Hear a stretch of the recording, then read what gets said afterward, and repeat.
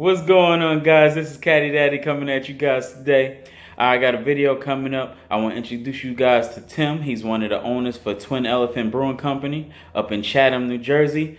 All right, so he's going to explain a little bit about his business to you guys. Look, this is a spot I need you guys to go visit. You know, get out your comfort zone. I don't want to hear you guys say, oh, ain't nothing to do in Jersey. Yo, Jersey got things that you could be out there doing. You know what I'm saying? This is a different spot for you guys. You can go out there and have some nice couple beers and a nice atmosphere. Take your woman. She going to be like, wow, ain't nobody ever take me into a spot like this. But I got this for you guys coming up next. All right? What's up, y'all? My name's Tim. We're here at Twin Elephant Brewing Company. I'm one of the co-founders. I'm going to show you guys around a little bit, let you know what we're trying to do over here. You might see some people walking through. That's just fam. I'll introduce them as they walk through. But let's get after it. So we're in Chatham, New Jersey. Wonderful Chatham. We're in a warehouse space. Before we got in here, this was like a CrossFit gym. There was nothing in here. It was basically just a big open space. And so everything you'll see on this video, we essentially put in place or built, right? Including the tap room. You're in the production facility right now. You probably see the brew house behind me right here. So just to take a step back, just a touch of background. We're about a year and 6 months old, about a year and a half. We opened last May. Me and my buddy Scott, he's one of the other co-founders with my wife Cindy. We were homebrewing for like a decade. And we just got, we got tired of not doing something, so we decided to make it happen. And we just got after it, started this place. Started really, really small. So we started a brewery about as small as it gets. What you see right here behind me is 5 barrels. Each barrel is about 31 gallons of liquid. We started less than half that size. So we started at 2 barrels of beer. That doesn't make a whole lot of beer. We get a lot of people that are thirsty. It doesn't last that long, right? So after about a year, we had to upgrade, which we just recently got through the process of doing. So back here is the brew house. This is where the process starts. The hot liquor tank on the right essentially just gets our water up to temperature that we use for the rest of the process. This vessel here is called a mash tun. It's basically like a big tea kettle. You're steeping the grains, getting the sugary liquid that you need to ferment out and create beer. It's called wort, W-O-R-T. That's the boil kettle right there. That's why it's vented out. So this whole system makes 2.5 times the amount of liquid we were making a couple months ago. So we've ramped up. So this is the start of the process. This is about a 6-7 hour day if you're only brewing one time.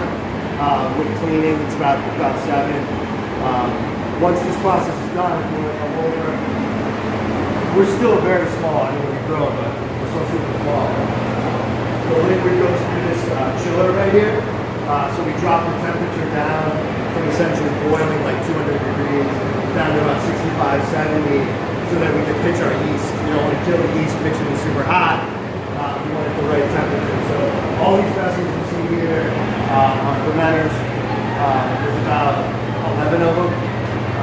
So we'll transfer the liquid into the fermenter, pitch the yeast, and then the beer will stay here, depending on the style, 2 to 3 weeks. Lagers take longer. We don't do a lot of lagers currently because we don't have the tank space. We can do 2 ales the same time it takes to do 1 lager. And again, we got a lot of thirsty people out in the tap room. So we need to produce more beer. Ales do it for us, lagers take too long. We're going to eventually do more of those now.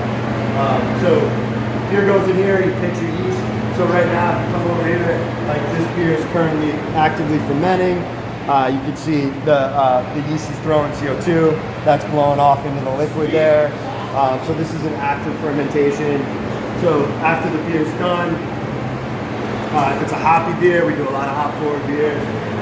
We could be adding hops late in the process. It's called dry hopping. That will add another week on to the length of time to turn around the beer to the tap room. Once all that's done, we crash the temperature of the vessel, and all of the yeast settles out to the cone here. We do harvest our yeast, reuse it a couple times, a couple This is Sadie. Oh, no, I'm sorry, I think it's Sadie. What's up, dude? He's wearing the same shirt. This is his fam right here. He basically, yeah, he's fam. This is my wife, Cindy. She's another co-founder. Tim, I'll catch you. Hello. I'm showing her that. So like I was saying, the yeast will settle out when you drop the temperature. We'll actually harvest that yeast and reuse it a bunch of generations. Once the beer's crashed for 4 or 5 days, we'll carbonate the beer and then package it right in the same tank. And then the beer goes in kegs, which there's some floating around here, like right here. And then this is our cold room. This is where we store the beer and serve it. Take a peek up in here. It's small, man. We packed this thing tight as shit.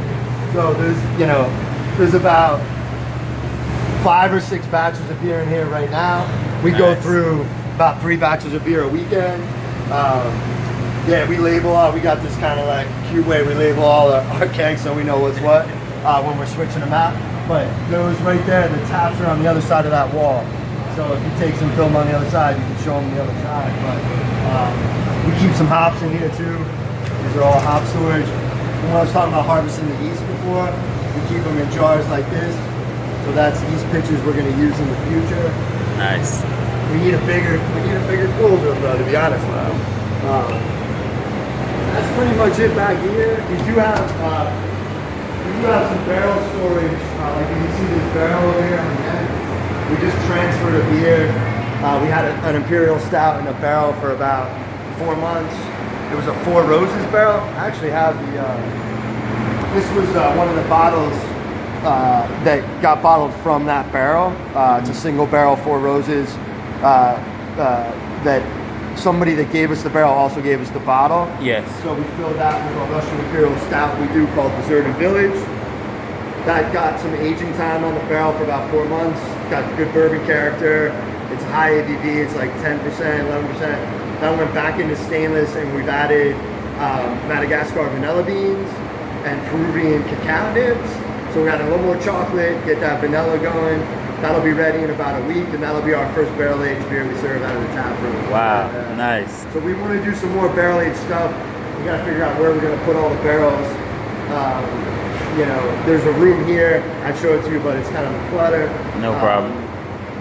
Expansion-wise, that's one of the main things is like where can we have some room, some space for a bunch of barrels, more tanks, obviously. But this is our home, man. This is how we kick it. I don't know if you want to see the tap room or you're gonna film. What's up, everybody? Right now, we're up in the tap room. This is where everyone hangs out to enjoy this, the beverages that we create. This spot is about 1,500 square foot. You're gonna see a lot of wood elements. So everything in here is reclaimed wood. So I could take you through each aspect once he pans back over. So there was a barn that collapsed on my buddy's property in a couple towns over in Bedminster. It's a turn of the century barn. All the green wood that you see here is the siding from that barn.